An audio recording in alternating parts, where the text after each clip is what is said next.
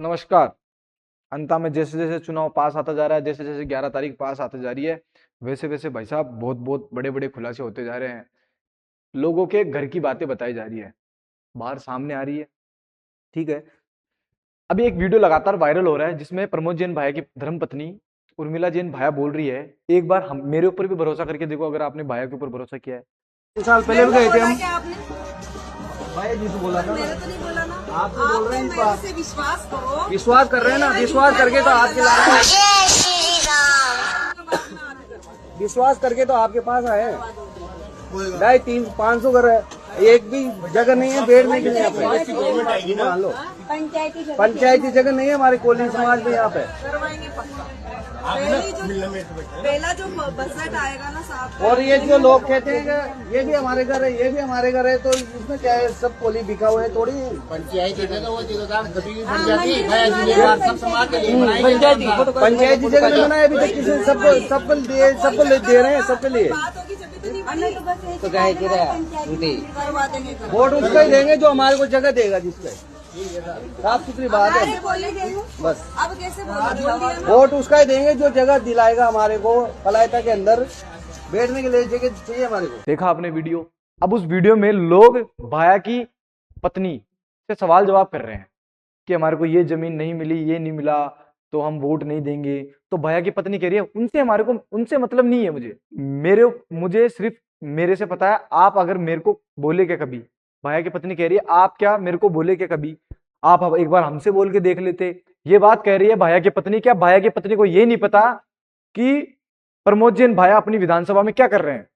या फिर भाया की पत्नी को भी प्रमोद जैन भाया के ऊपर भरोसा नहीं है कि प्रमोद जैन भाया को बताओ या फिर मत बताओ, मेरे को जरूर बता दो क्योंकि मैं काम करवा सकती हूँ, प्रमोद जैन भाया करवा नहीं सकते हैं। ये बात कही।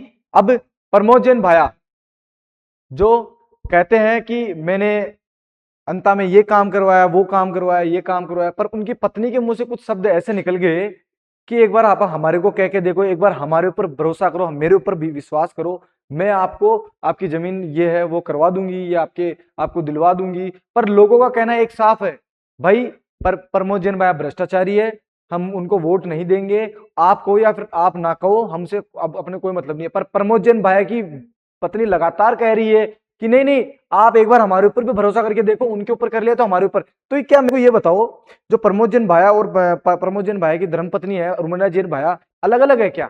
या फिर इन दोनों के बीच में भी कोई राजनीति चल रही है? जिस हिसाब से प्रमोद जैन भाया की पत्नी उर्मिला जैन भाया ने नामांकन भरा था और उनको पता था कि मैं भी कांग्रेस से ही हूं, मैं भी कांग्रेस से जिला प्रमुख हूं, मैं नामांकन बनने जाऊंगी तो मेरा नामांकन तो निरस्त कर दिया जाएगा, रद्द कर दिया जाएगा। पर नहीं, उनको भरोसा नहीं था प्रमोद जैन भाया के ऊपर कि प्रमोद जैन भाया को टिकट मिलेगा या फिर नहीं मिलेगा। डिक्लेयर करने में क्या पता कांग्रेस मना कर दे, प्रमोद जैन भाया को टिकट ना दे, किसी और उम्मीदवार को उतार दे, क्योंकि बीजेपी उस टाइम पे क्या थोड़ा लेट कर रही थी अपना कैंडिडेट उतारने में। बीजेपी ने जो समय लगाया उस समय को चलते प्रमोद जैन भाया की पत्नी को भी शायद प्रमोद जैन भाया के ऊपर इतना भरोसा नहीं था कि उन्होंने भी नामांकन भर दिया कि अगर इनका पत्ता कटा तो मैं उतर जाऊंगी।